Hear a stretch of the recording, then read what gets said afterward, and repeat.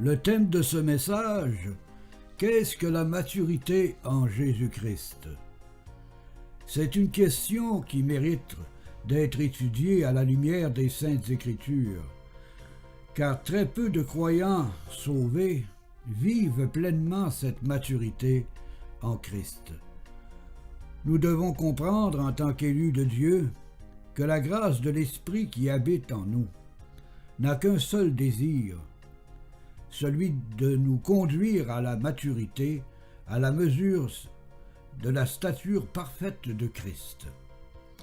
Écoutez ce que déclare l'Épître aux Éphésiens, au chapitre 4, et les versets 13 à 16, où il est écrit « Jusqu'à ce que nous soyons tous parvenus à l'unité de la foi et à la connaissance du Fils de Dieu, à l'état d'homme fait, à la mesure de la stature parfaite de Christ. » Et le verset 14 nous dit « Ainsi, nous ne serons plus des enfants flottants et emportés à tout vent de doctrine par la tromperie des hommes, par leur ruse dans les moyens de séduction. » Et le verset 15 nous dit « Mais en professant la vérité dans l'amour, nous croîtrons, à tout égard en celui qui est le chef, Christ. » Et le verset 16 ajoute « C'est de lui et grâce à tous les liens de son assistance que tout le corps bien coordonné et formant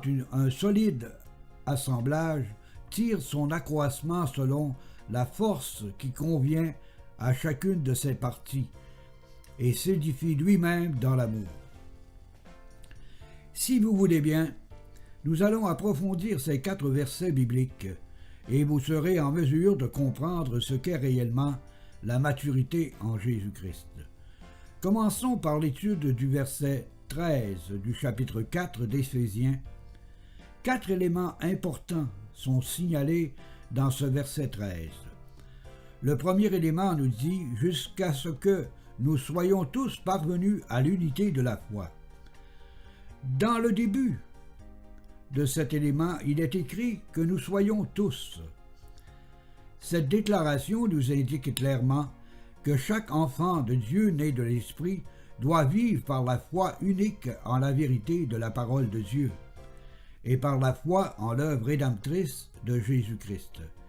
Il est écrit en Romains chapitre 1 et le verset 17 « Parce qu'en lui est révélée la justice de Dieu par la foi, et pour la foi, selon qu'il est écrit, le juste vivra par la foi. » L'expression « par la foi » signifie « par la foi en la vérité de la parole de Dieu » et l'expression « pour la foi » signifie « pour la rédemption de Jésus-Christ ».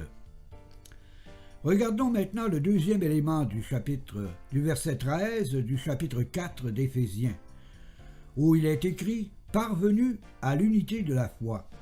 Le corps de Christ, son Église, ne peut être uni que si tous les croyants sauvés marchent uniquement selon les seules vérités révélées de la parole de Dieu. Il est bien évident que présentement le corps de Christ est divisé par la tradition, des dénominations, des organisations soi-disant évangéliques, car ces organisations humaines n'ont pas les mêmes pensées face à plusieurs doctrines et leurs enseignements sont souvent basés sur des constitutions traditionnelles qui n'ont pas l'appui des Saintes Écritures. Ce genre d'agissement dans le corps de Christ est l'un des facteurs qui empêchent le croyant sauvé d'arriver à la maturité en Jésus-Christ.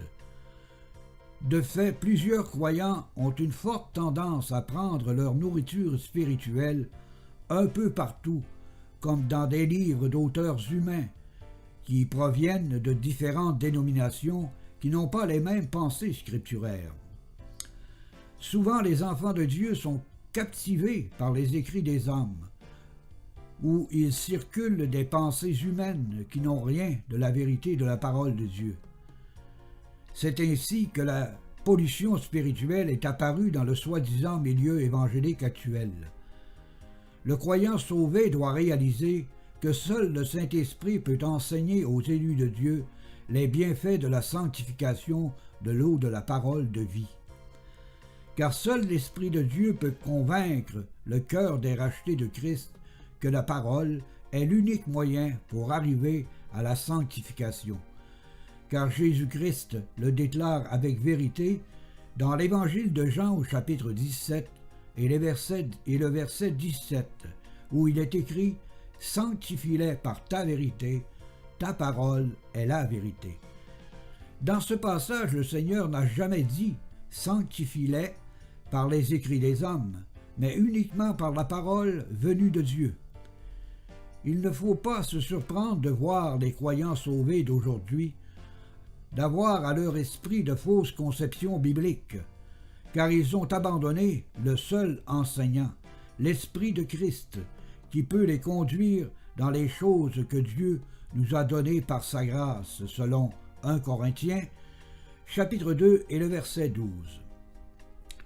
C'est un fait, plusieurs croyants sauvés s'instruisent dans des livres d'auteurs humains, souvent bourrés d'erreurs.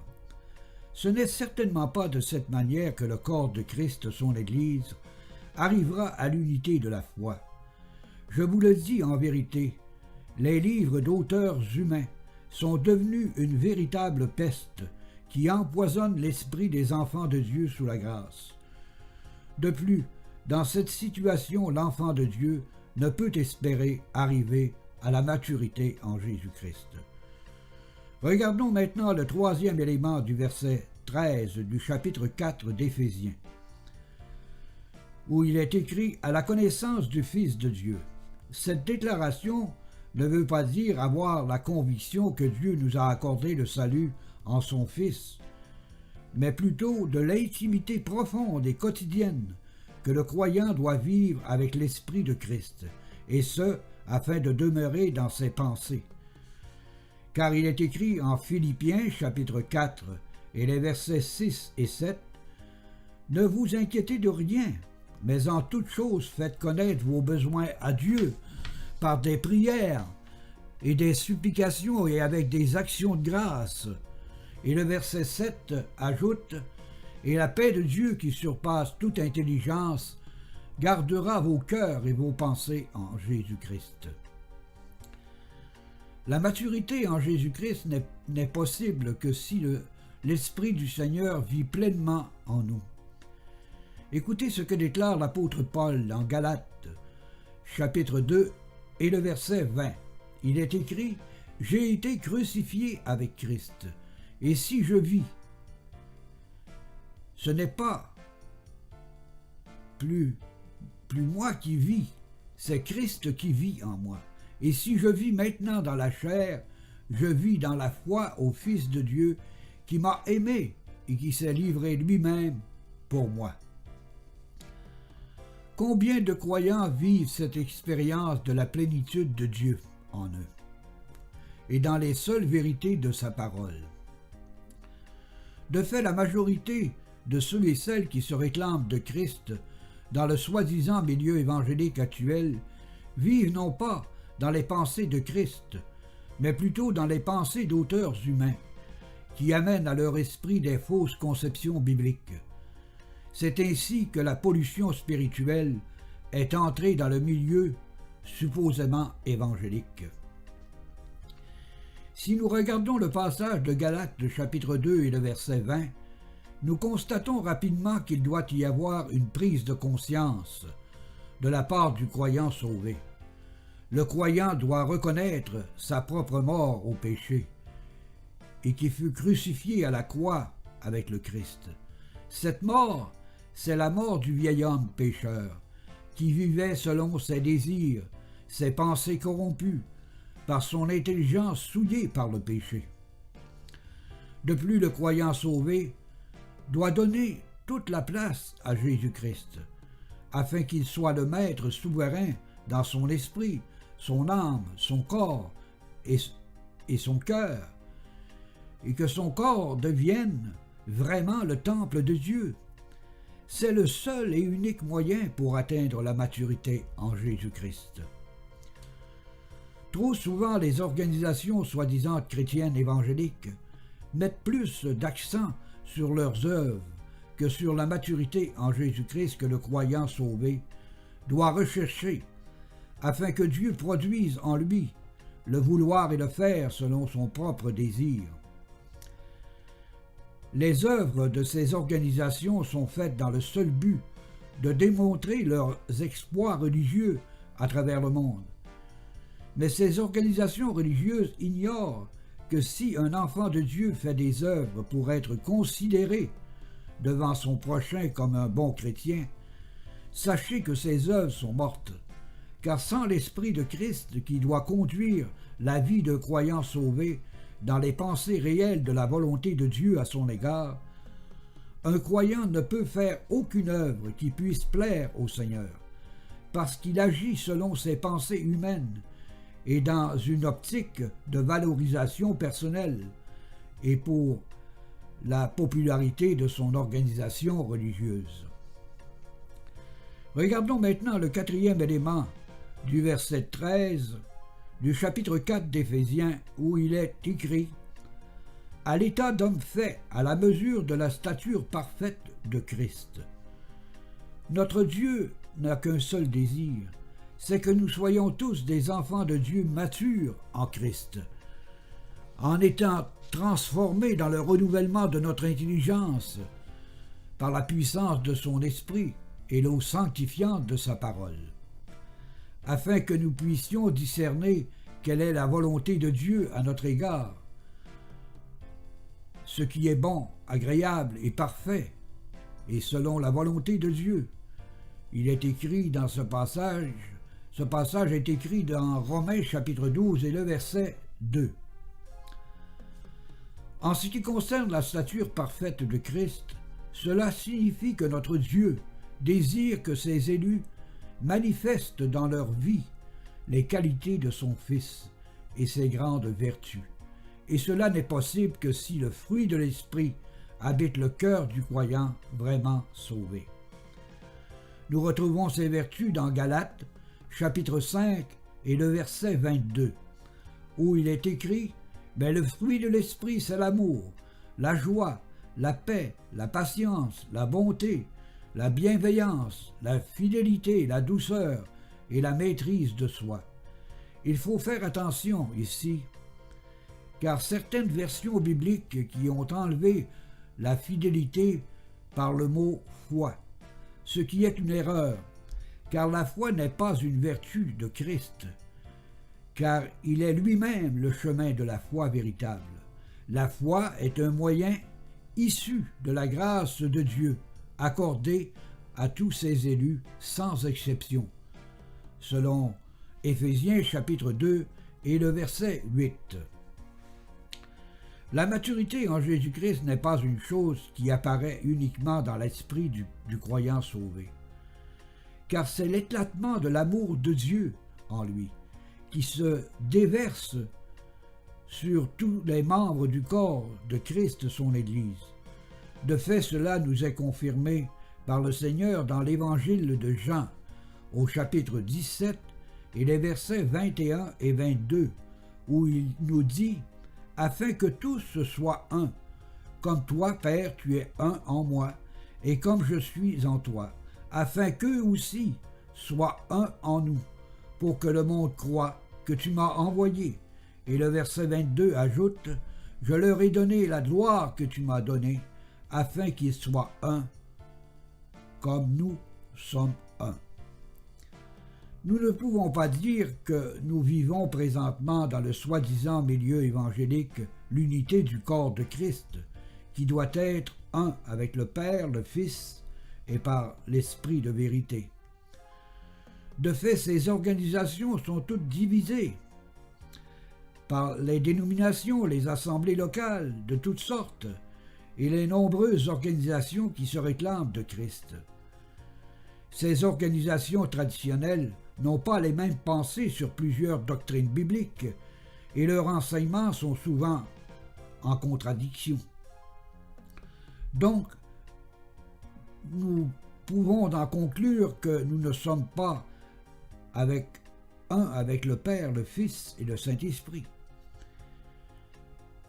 Et c'est certainement pas le Saint-Esprit qui nous conduit tous dans la vérité. C'est là une preuve que plusieurs croyants n'ont jamais vécu une pleine maturité en Jésus-Christ. Et ce parce qu'ils suivent aveuglément la tradition plutôt que de se laisser conduire par l'esprit de vérité de Christ.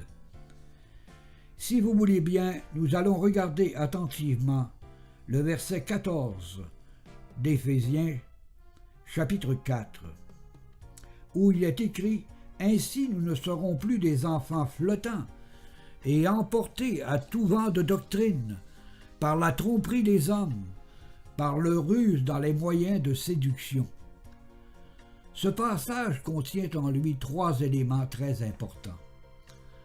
Le premier est celui-ci. Ainsi nous ne serons plus des enfants flottants et emportés à tout vent de doctrine.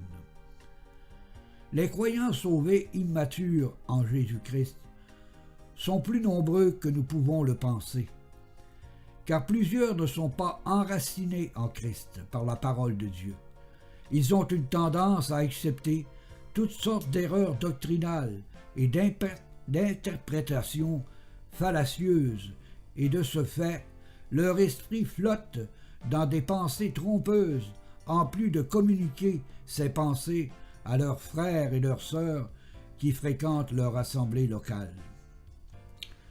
Lorsqu'un enfant de Dieu est charnel, il n'a pas en lui le discernement du vrai et du faux.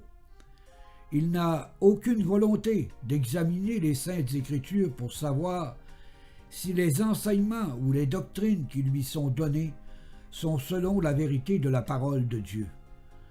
Sachez que dès qu'un enfant de Dieu attriste le Saint-Esprit par un comportement, un langage ou des actions contraires à la vérité qui sont issues de la tradition des hommes, que dans cette situation, le feu et la lumière de l'Esprit Saint viennent de s'éteindre dans le cœur du croyant.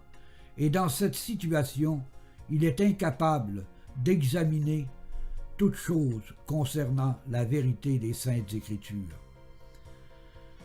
Car il est écrit dans la première épître aux Thessaloniciens au chapitre 5 et les versets 19 à 21, « N'éteignez pas l'esprit ».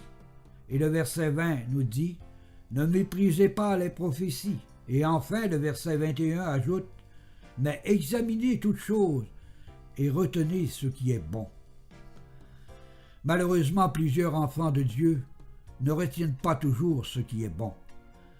Et c'est ainsi que la pollution spirituelle est apparue dans le soi-disant milieu évangélique actuel, où tout est permis, pourvu que l'on ne juge pas les prédicateurs populaires qui sont acceptés dans ce milieu et qui ont l'allure œcuménique, alors que bien souvent, leurs enseignements ne sont pas en conformité avec les vérités uniques de la parole de Dieu. Les enfants de Dieu ne comprennent pas que la popularité d'un prédicateur n'est pas un gage qui soit au service de Christ. Bien au contraire, car le Christ et ses disciples étaient loin d'être populaires et appréciés des hommes, mais il était haï de tous.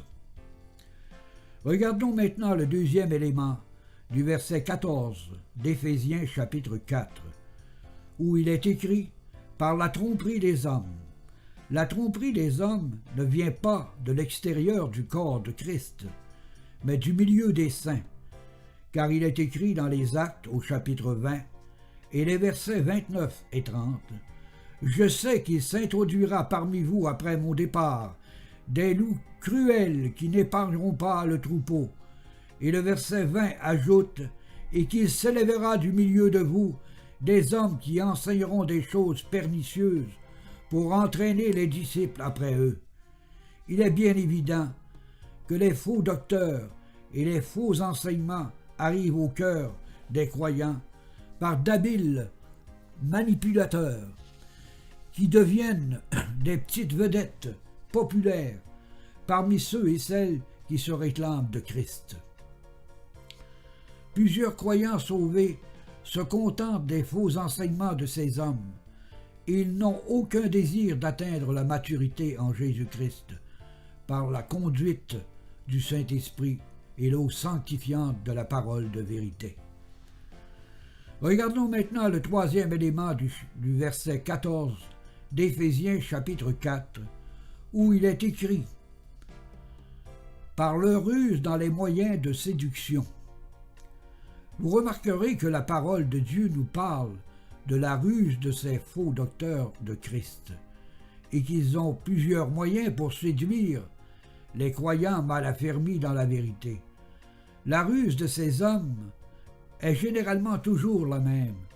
Ils s'entourent de personnes qui sont appréciées au sein d'assemblées locales et connues par plusieurs personnes qui se réclament de Christ. C'est ainsi qu'ils augmentent leur crédibilité et qu'ils ont une porte toute grande ouverte pour recueillir les dons de ceux qui se réclament de Christ. Dans cette situation nébuleuse, les croyants ont l'impression d'être des enfants de Dieu qui marchent dans la vérité, alors qu'ils n'ont aucun désir d'arriver à la maturité en Jésus-Christ, et ce, par le Saint-Esprit et la vérité unique de la parole de Dieu. En ce qui concerne les moyens de séduction de ces faux docteurs de Christ, ils utilisent généralement les médias publics pour mousser leur popularité, comme la télévision, la radio et le web, ou de nombreux livres qui contiennent, selon eux, des pistes de solutions pour régler les problèmes du croyant en ce qui concerne le péché dans leur vie. Bref, leur système d'évangélisation est devenu un petit commerce très lucratif, et ce sous l'apparence de bons serviteurs de Christ. Et croyez-moi, ces hommes en profitent largement, en se faisant payer de nombreux voyages à travers le monde, alors que plusieurs frères et sœurs en Christ auraient tant besoin de soutien pour joindre les deux bouts à chaque fin de mois. Il est évident que ces hommes manipulateurs n'ont aucune notion de ce qu'est la maturité en Jésus-Christ. De plus, ils enlèvent au fond du cœur des croyants le profond désir de rechercher la maturité en Jésus-Christ par leur fausse conception scripturaire. Dans cette situation, le corps de Christ, son Église, est pollué par l'intérieur, où le diable s'installe confortablement pour mettre en place sa religion œcuménique des derniers temps. Voilà, c'est ainsi que l'apostasie finale s'installe devant nous qui sommes des élus de Dieu. Je vous en conjure par l'Esprit qui m'habite, dévoilons publiquement ces faux serviteurs de Christ, en ayant une communion avec ceux et celles qui invoquent le Seigneur d'un cœur pur et qui vivent humblement dans l'espérance du retour de Jésus-Christ. Très peu d'enfants de Dieu ont une bonne vision de ce qu'est l'apostasie finale. Pourtant, nous sommes présentement dans cette période de l'histoire de l'Église. Je vous demande à vous, mes frères, mes sœurs en Jésus-Christ, et qui êtes nés de l'esprit de vérité, de rechercher au plus profond de votre cœur la maturité en Jésus-Christ. Car c'est le seul moyen de fuir ces faux prophètes et ces organisations qui se sont éloignées de Christ.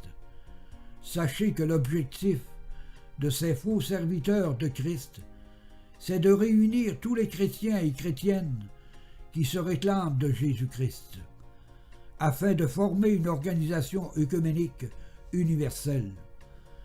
Dans une telle pensée, uniquement basée sur le non-jugement de ceux et celles qui se réclament de Christ, et ce, quelle que soit leur religion, leur dénomination, leur assemblée locale ou leur organisation religieuse soi-disant évangélique. De fait, pour cette organisation œcuménique, croire en Dieu d'une manière intellectuelle est suffisant pour être sauvé. C'est ainsi que la grâce divine accordée à un pécheur non méritant, par la volonté souveraine de Dieu, vient de perdre tout son sens, son vrai sens biblique. De surcroît, le salut tombe entre les mains du pécheur perdu. qui par sa propre décision vient de contourner la grâce souveraine de Dieu. L'enfant de Dieu qui atteint la maturité en Jésus-Christ est capable par le Saint-Esprit d'avoir un bon jugement et de discerner rapidement les vrais serviteurs de Christ des faux. Écoutez ce que déclare la première épître aux Corinthiens au chapitre 2 et les versets 15 et 16.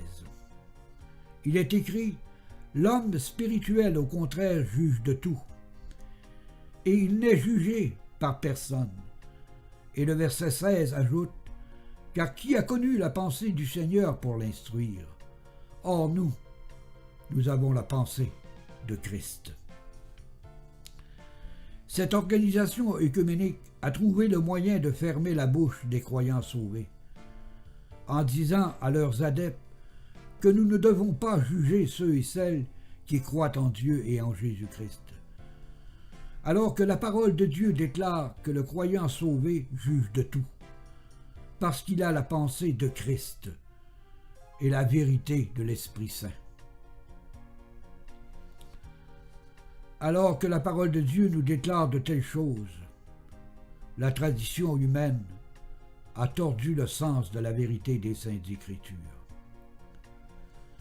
C'est un fait, la tradition œcuménique du soi-disant milieu évangélique est devenue le pire ennemi des véritables enfants de Dieu qui n'ont qu'un seul désir, garder au fond de leur cœur l'unique vérité de la parole de leur Dieu sauveur. Les organisations évangéliques sont devenues une pépinière où l'on sème les idées et les pensées d'auteurs humains, et bien souvent ces auteurs n'ont aucune maturité en Jésus-Christ, car ils se sont eux-mêmes instruits dans d'autres écrits des hommes. C'est ainsi que le corps de Christ, son Église, souffre présentement d'une sous-alimentation spirituelle. Et dans cette situation, il n'y a aucune possibilité pour les croyants qui suivent aveuglément ces faux serviteurs de Christ d'arriver à une pleine maturité en Jésus-Christ. Ces organisations soi-disant chrétiennes ne laissent aucune place à l'Esprit de Christ, qui est le seul chef de l'Église, du Dieu vivant. En agissant ainsi, plusieurs enfants de Dieu, nés de l'Esprit, ne sont plus attachés au Maître souverain de leur salut, mais leur attachement est entre les mains de ces hommes manipulateurs qui ne recherchent que leur propre succès religieux et à faire valoir leurs œuvres à la télévision, à la radio et sur le web. Sachez, vous qui écoutez ce message, que la maturité en Jésus-Christ ne se trouve pas dans une organisation soi-disant évangélique ou chrétienne, mais dans une relation quotidienne et intime avec l'Esprit du Seigneur et en gardant sa parole dans notre cœur afin d'être sanctifiés par sa vérité. Si vous voulez bien, nous allons regarder attentivement des passages bibliques afin que vous puissiez bien comprendre ce qu'est réellement le cheminement à suivre pour arriver à la maturité en Jésus-Christ. Commençons par Éphésiens chapitre 3 et le verset 16, où il est écrit « Afin qu'il vous donne, selon la richesse de sa gloire, d'être puissamment fortifié par son esprit dans l'homme intérieur. » La richesse de la gloire de Dieu, c'est l'Esprit de Christ, qui habite l'esprit et le cœur de ses rachetés. C'est ainsi qu'il se révèle tel qu'il est, esprit et vérité. De plus, par sa présence, l'élu de Dieu est parfaitement conscient que l'amour de Dieu est versé dans son cœur. Il vit dans la sainteté, la pureté, la douceur et la paix de son Sauveur. Et il comprend parfaitement que l'obéissance à la parole de Dieu est le seul moyen de demeurer dans la plénitude de son Dieu. Car il est écrit en Jean, chapitre 14 et le verset 23, « Si quelqu'un m'aime, il gardera ma parole, et mon Père l'aimera. Nous viendrons à lui, et nous ferons notre demeure chez lui. Nous constatons dans ce passage que la plénitude de Dieu habite le croyant sauvé lorsque celui-ci demeure dans la parole de Dieu, et non dans les écrits des hommes, et non parce que le croyant est attaché à un milieu évangélique à l'allure œcuménique. Regardons maintenant la deuxième partie du verset 16 du chapitre 3 d'Éphésiens qui nous dit « d'être puissamment fortifié par l'Esprit dans l'homme intérieur ». Le croyant n'est pas fortifié par les écrits des hommes ou par son appartenance à une organisation évangélique soi-disant chrétienne. Il est fortifié parce que son intelligence est totalement renouvelée par la connaissance de l'Esprit de Christ en lui. Car il est écrit en Colossiens, chapitre 3 et le verset 10, « ayant revêtu l'homme nouveau, qui se renouvelle dans la connaissance selon l'image de celui qui l'a créé. » Les faux serviteurs de Christ sont en train de créer des chrétiens et des chrétiennes à l'image de la pensée œcuménique, et non à l'image de Christ et de sa parole de vérité.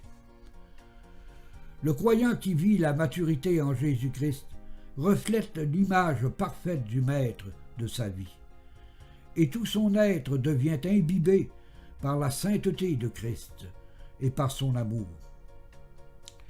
Dans cette situation, le croyant n'a qu'un seul désir, c'est de dire à son grand Dieu sauveur « Je t'adore » de tout mon cœur, de toute mon âme, de toute ma pensée, et fais de moi ce que tu veux. Car sans toi, je ne suis rien. Toi qui écoutes ce message, connais-tu personnellement ton Dieu de cette manière? Ou es-tu troublé en ton esprit par les faux enseignements qui ont été plantés à ton esprit par les écrits des hommes et par la tradition religieuse de ta dénomination, de ton assemblée locale ou par ton organisation évangélique œcuménique? C'est à toi d'y réfléchir et d'agir selon la vérité de la parole de Dieu. Regardons maintenant ce que dit l'Épître aux Éphésiens au chapitre 3 et le verset 18. Il est écrit « que vous puissiez comprendre avec tous les saints quelle est la largeur, la longueur, la profondeur et la hauteur. » Ici, l'apôtre Paul ne cherche pas à démontrer les 4 dimensions différentes de l'amour de Dieu, mais il s'efforce de suggérer aux croyants sauvés l'amour de Dieu qui est vaste, absolu et éternel envers ses élus qui ont été rachetés au prix de son sang, du sang précieux de son Fils. De fait, nous ne pouvons pas encadrer l'amour de Dieu par la dimension visuelle, ni par la parole humaine, car c'est au fond de notre cœur que nous réalisons que son amour est incommensurable et éternel, comme lui-même est éternel dans sa nature céleste, qui nous habite par son esprit. Le croyant qui vit dans la maturité en Jésus-Christ connaît parfaitement l'amour de Dieu, l'amour fraternel véritable, l'amour de la vérité, l'amour des âmes perdues. Bref, il devient de plus en plus semblable à celui qui l'habite, plein de vérité, de justice, de tendresse, de douceur, de fidélité et de compassion envers son prochain. Toi qui écoutes ce message et qui es né de l'Esprit de la grâce, est-ce que ta vie ressemble à l'image de Christ ou à l'image de l'enseignement de ta dénomination, de ton assemblée locale ou dans les pensées de ton organisation évangélique qui fait des œuvres pour être glorifiée par les hommes?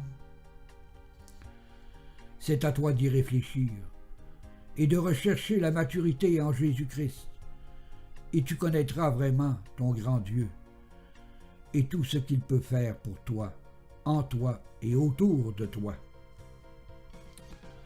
Regardons maintenant Éphésiens chapitre 3 et le verset 19 où il est écrit « Et connaître l'amour de Christ, qui surpasse toute connaissance, en sorte que vous soyez remplis jusqu'à toute la plénitude de Dieu. » Dans la première partie de ce passage, nous avons la réponse au thème de ce message.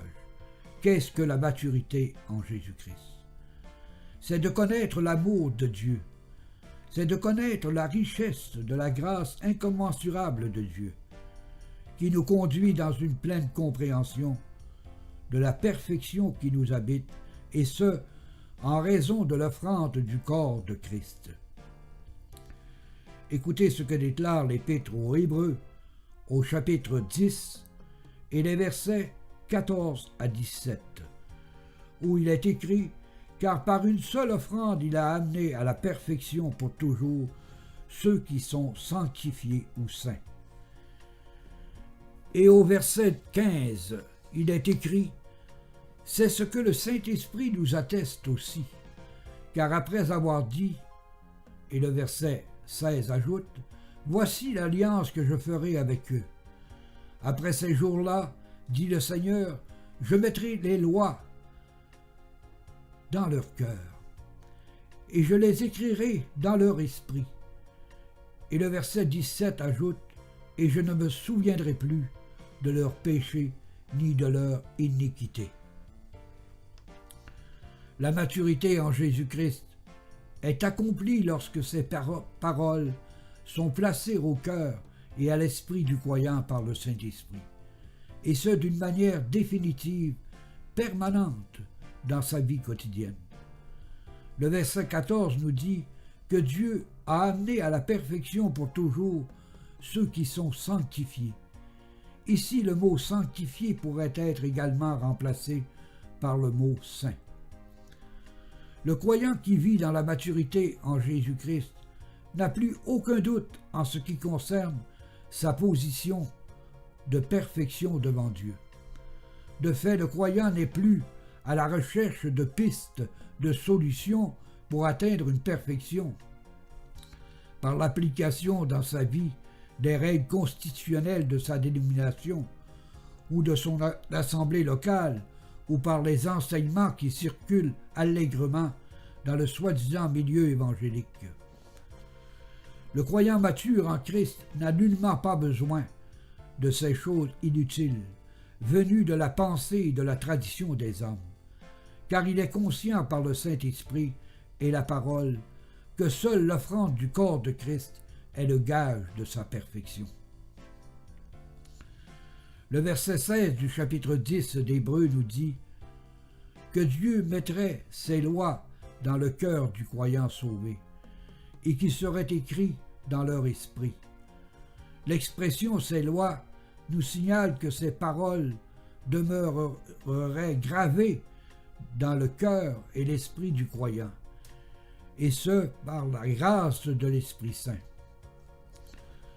Le verset 17 du chapitre 10 d'Hébreux nous dit « Et je ne me souviendrai plus de leurs péchés, ni de leurs iniquités. » Le croyant mature en Jésus-Christ a mis une fin définitive sur son combat à vouloir éliminer de sa vie temporelle le péché, car il sait qu'il est toujours enclin à commettre des péchés.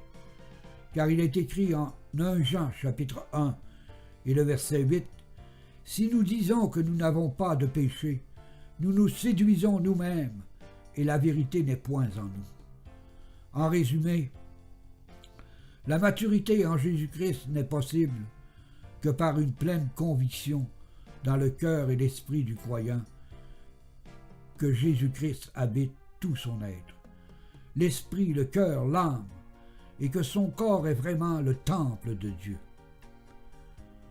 Nous pouvons dire avec vérité que celui qui vit dans une telle position est un croyant sauvé, qui est mort une fois pour toutes à la croix avec son Dieu sauveur.